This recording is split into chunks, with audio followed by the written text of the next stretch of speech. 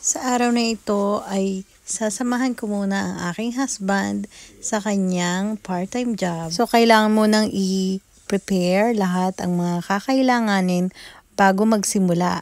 At sana may maitulong ako bukod sa nagbi-video lang ako, 'di ba? Andiyan ako, o yan. Well, let's do this. Iscan to subscribe. This is Lua Baring and welcome to my vlog. Good morning. Ohayo gozaimasu. Magandang umaga sa lahat.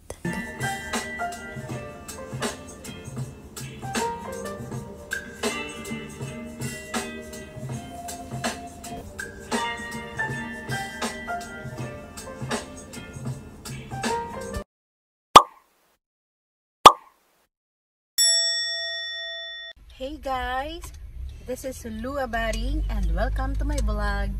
And for today's video guys, akala nyo pag nasa abroad ang sarap ng buhay? Pues, ipapakita ko sa inyo ang aming ginagawa tuwing Sabado. After work ng Monday to Friday sa isang company, Saturday or Sunday ay merong part-time job ang asawa ko. Ayan. Hello guys, good morning. Ayan. Nagpipintura siya or naglalagay ng varnish. Parang chemical sa kahoy para hindi mabulok. Mabilis Tsaka hindi masira. Yes. Hindi agad masira. And syempre, sasama ako doon para makita natin guys yung kanyang trabaho. Kaya ang akala ng iba pag nasa abroad ka, diba? Masarap ang buhay, gano'n. Hindi nila alam, nag-a-upload lang ng mga litrato ang mga yan kapag day off, nakabihis, nakaayos. Pero yung reality, pag nasa abroad ka, kailangan dublikayod ka. Dahil talagang bukod sa, kagaya dyan sa Pilipinas, nagmahalan ang lahat ng bilihin. Ang taxes dito syempre, at saka bilihin ganun din. Tsaka grabe yung taxes talaga dito guys. Kaya tingnan mo guys sa isang buwan lang, no? Kung ayaw ko din sana pero tingnan mo ha, yung taxes parang siguro mga dalawang sahod na sa Pilipinas siguro. Dalawang buwan ng sahod. Kaya yun yung hinahabol ko. Yes. Para makabilis makalit. Totoo yan guys. Kaya let's go na guys. At makita natin yung place of work ng aking husband dahil sa tita ko lang naman. Sa tita niya yon dito sa Japan. Family. Pero minsan, ang dami nating racket, mga bukod dyan, syempre. At saka marami pa siyang bites, mga nag-aabot ng mga nilipot ng bahay. Yeah. So let's go guys, kasi mahaba na itong aking intro. Ito yung daan papunta doon, ang daming flowers. Wow.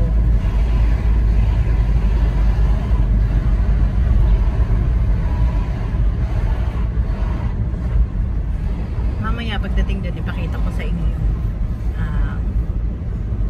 bahay na lalagyan ng aking husband ng parties. Well, yung mga 3 to 4 days ko na ginagawa to. Kaso sa sobrang laki hindi ko matapos-tapos. Kaya try natin pilitin ngayon kahit 80% na matapos.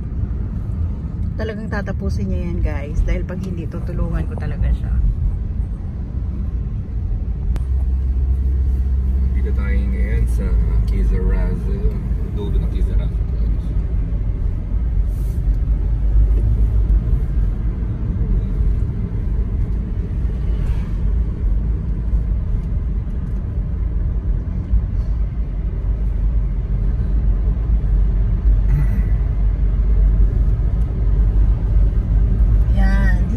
Guys, kakanan na tayo dito.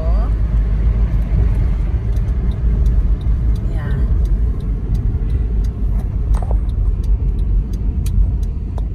Yan yung bumag ng bahay niya.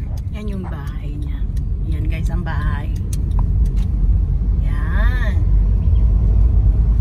Nakarang pinutol ko yung kahoy dyan. Ayan guys. So, diba?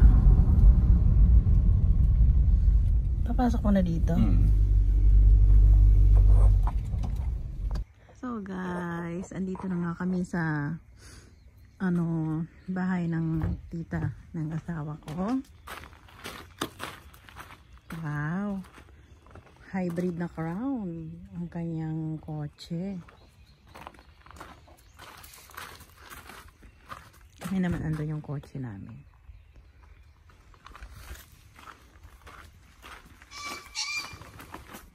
So ito yung gagawin niya guys.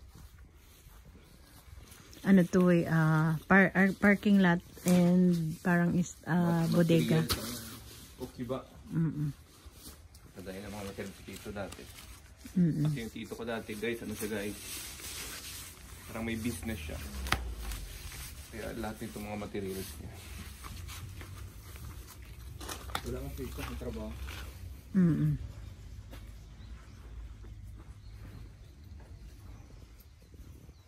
So yan. Kaso wala dito yung tita niya. Pumasok siya. Pumasok siya sa kanyang work. Pero syempre, tatapusin na niya ito ngayon.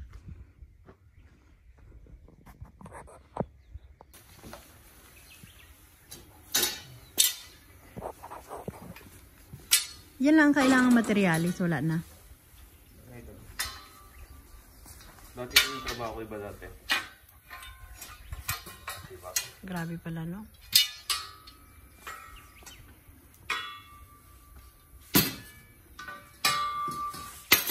Ano ba yan?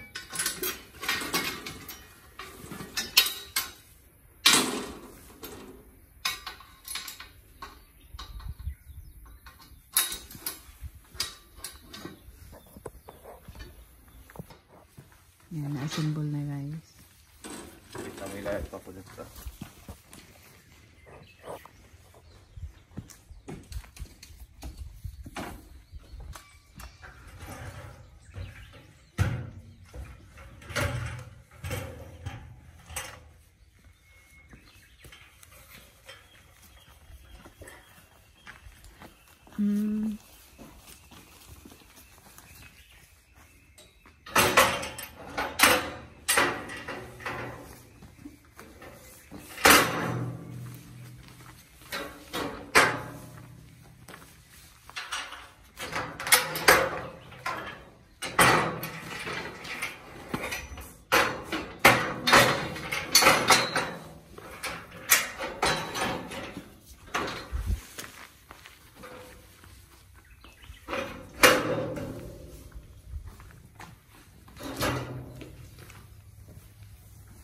Okay na. Bagay, abot mo na yan. Yan na. Tapos na niya yung tungtungan niya guys para maabot niya yung mga lalagyan niya ng varnish. Isang lahat ang binili niya? Ay, dalawa? Lahat pa. Pero ubos na yung isa? Ubos na. So yan guys, ang varnish na ilalagay niya.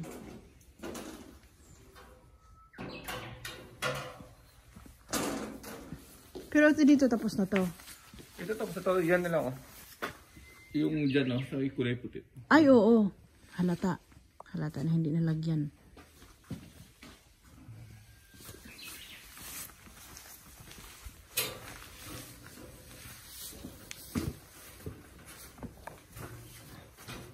Pero hindi mo na yun uulitin pag nalagyan mo na. Ha? O lalagyan pa ng after 4 hours. Dapat lalagay mo kasi yung double coating ko na sa kabili. Oo, ganun na lang. Kasi ito, kailangan mo pumilay. Takay mo, ang hirap pala ng pinapagawa ni Ate B. Mahirap din pala yung pinapagawa niya.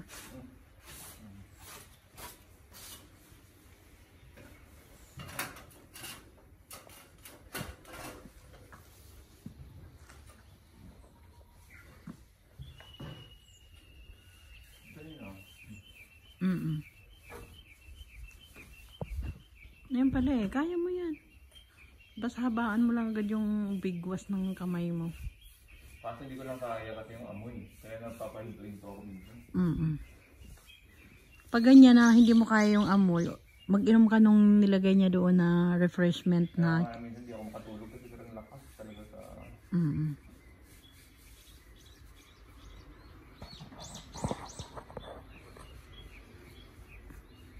Yan, tama yan. Diretso double coating na.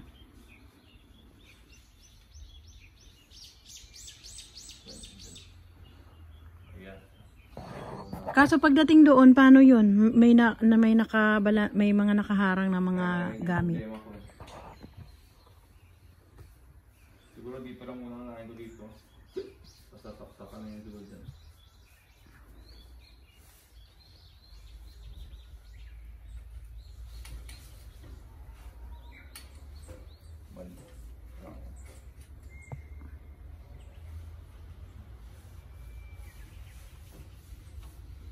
O ganyan guys, diba? Ang hirap. Ang hirap kumita ng pera.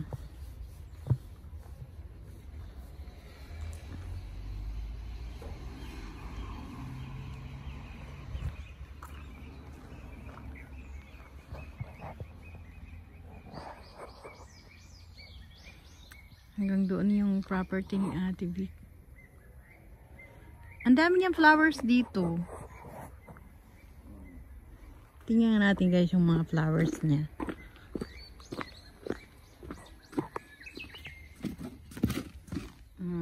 Yan ang kanyang mga flowers dito. Ayun pa oh, may mga roses pero nakakatakot dun baka may ahas. Oh, ganda diba?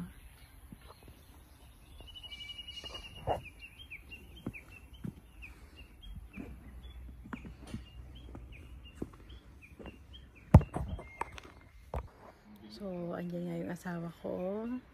Napaka hardworking. Yan. Kaya guys ha, hindi masarap ang buhay sa abroad. Okay? Kailangan mo talaga magsipag para makabili ng bigas at makapagbayad ng mga bills at masuportahan ang mga pamilya sa Pilipinas. Okay? Sa mga hindi na pagbibigyan dyan namang hiram ng pera, pasensya na kayo. Correct. Kasi yung struggle ng abroad or ng mga OFW, hindi nyo alam. Yung iba alam nila, syempre kasi may experience na sila eh. Pero yung hindi alam, napakadami po ng ano dito. Kumikita ka nga ng lapad. Struggle. Lapad din yung lalabas sa bulsa mo dito. Yes.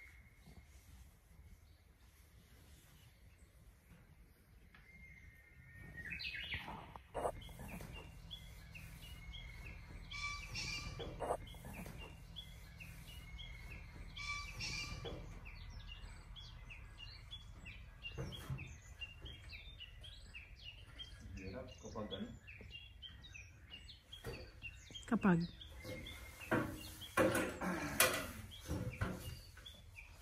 ang hirap pa yung i-ano pa yung asiba ba? Kaya nga eh. Dito ko lang tatagal ng asiba eh. Kasi imumove mo pa no? Eh, yung likod no na pinturahan na noon pa? Hindi pa nga eh. Kaya doon na lang para isang area. Oo. Unahin mo muna dyan.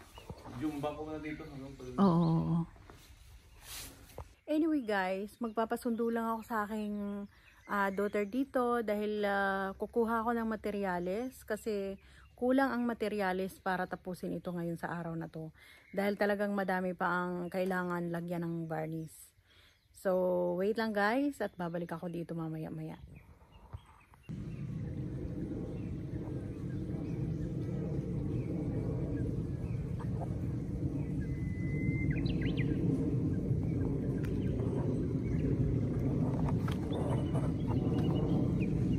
So guys, andyan na yung anak ko, sinundo na ako.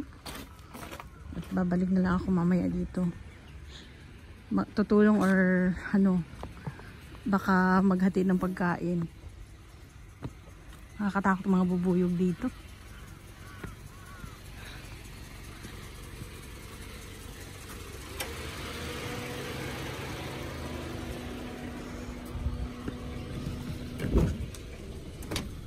Hello Ate Jane.